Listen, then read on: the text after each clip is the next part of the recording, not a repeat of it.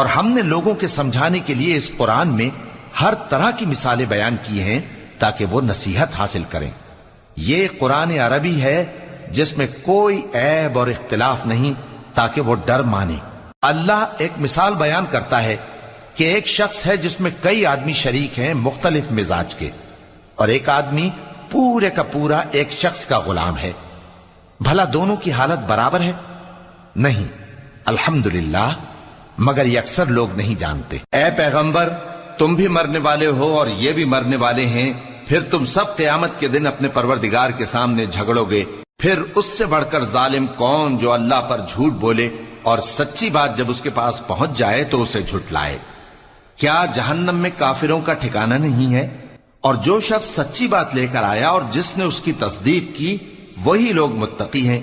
वो जो चाहेंगे उनके लिए उनके परवरदिगार के पास मौजूद है।